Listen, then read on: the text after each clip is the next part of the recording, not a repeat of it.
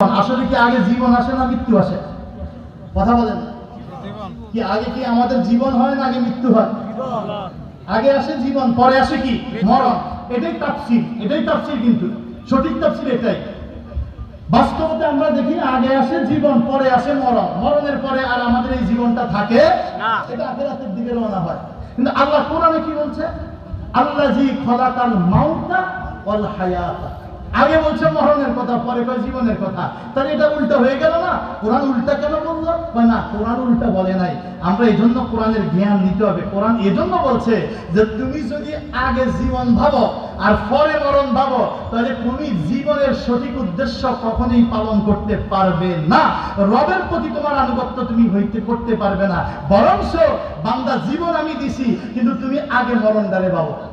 তুমি ভাবিও না যে আমার 40 বছর হায়াত বাকি আছে। না, তুমি ভাবো আজকে রাত্রে আমি হার্ট অ্যাটাক করে মারা যেতে পারি। কথা কম আমাকে ভাবতে হবে। দেখেন, আমি আপনাদের এখান থেকে বের হয়ে আল্লাহ যদি কবুল করে আমি বাসায় বলে আসছি আমি আর যাবো না।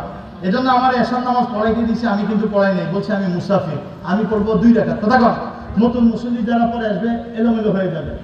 আমি এখান থেকে রাজশাহী নওগাঁ চলে যাব, তো আমার কি গ্যারান্টি আছে যে আমি যাইতে পারবো? না। কথা বলেন। হয়তো আমি ঘুমাই রয়েছি, আমার ড্রাইভারও গাড়ি ঠিক মতো চালায়, একটা বাস বা একটা ট্রাক সে ঘুমের চোটে উল্টা এসা লাগাই দিছে পুরা। একটা বাস আর ট্রাকের মানে উপরে পড়লে আমার এই প্রাইভেট কার বুড়ো হয়ে যাবে। কথা বল।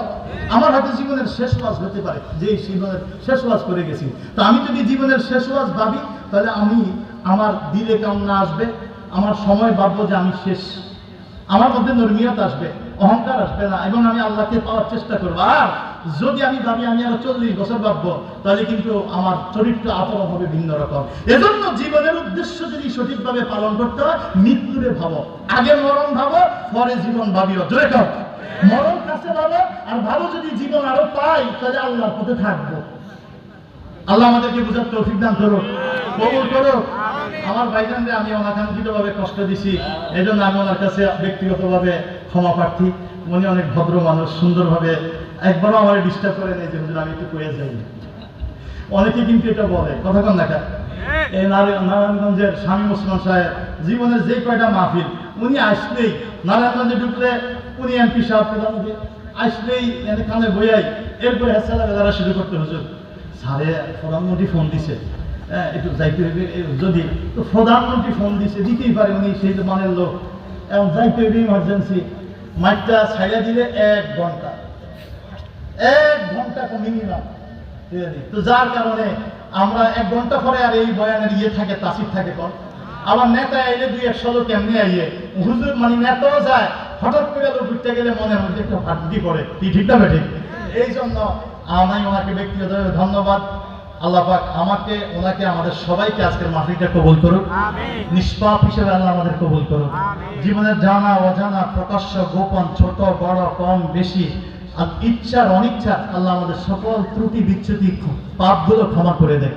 আল্লাহ আমাদের কবরস্থ মা বাবাকে জান্নাত নসিব করে দেয়। বেঁচে থাকা মা বাবার সেবা করার, খেদমত করার, দোয়া নেওয়ার তৌফিক দান করো। আল্লাহ এই এলাকার ফলে ফসলে বরকত দান করো। যারা এই মাহফিলটা আয়োজন করছে, ইসালে সোয়াবের মাহফিল, ইসালে সোয়াবের উদ্দেশ্যে হয় মুর্দে গান যেন খুশি হয়। আল্লাহ সকল মুর্দে গানকে আজকের মাহফিলের সোয়াব পৌঁছে যায়। আল্লাহ সবাইকে তুমি ইচ্ছায় অনিচ্ছায় তারাও যদি কোনো পাপ করে থাকে, আল্লাহ এই মাহফিলের উসিলায় মাফ করে দাও। কিয়ামত পর্যন্ত হক্কানি আলেমদের দ্বারা নারে মাহফিল পবিত্র নাও। ওয়া আখিরু দাওয়ানা আলহামদুলিল্লাহি রাব্বিল আলামিন। আসসালামু আলাইকুম ওয়া রাহমাতুল্লাহ। নারে